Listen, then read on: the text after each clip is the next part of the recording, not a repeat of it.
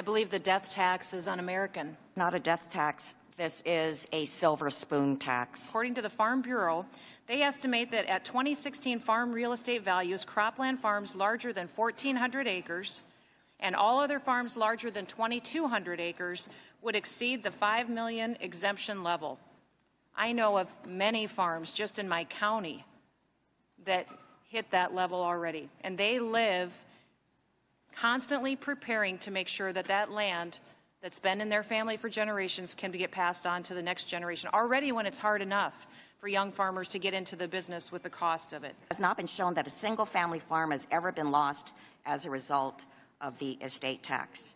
When you say that not a single family farm was lost because of paying the death tax, I never know where you guys come up with that statement. It sounds absolutely ridiculous to me, because it's not like some farmer is going to say, put a notice on the auction notice in the paper and say, I'm selling my family farm because of the death tax. It could be 5, 6, 7, or 8 years later where that farmer's finally out of business and sells the operation.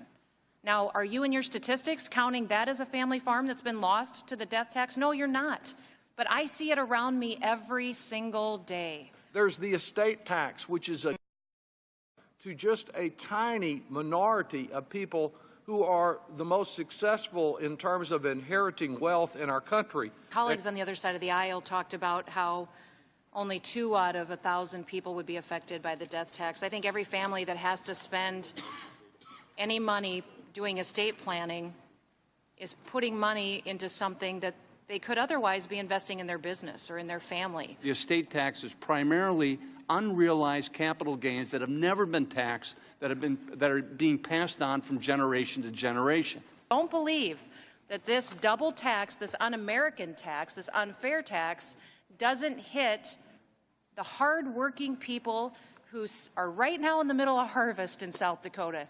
It's more than 5,000 South Dakota farms that could be hit with the death tax. And as land values go up, that's not all the costs that we're dealing with. There's a combine that can cost $400,000 or $500,000, a tractor that can cost $600,000, a $200,000 corn planter. You got cattle, machinery, equipment. All of that is figured into your state when you're paying this death tax. And then for the federal government to come in and tax you again at the point of tragedy in your family is the worst thing that we could possibly do. And it doesn't even line up with any of the principles that we hold so dear in this country.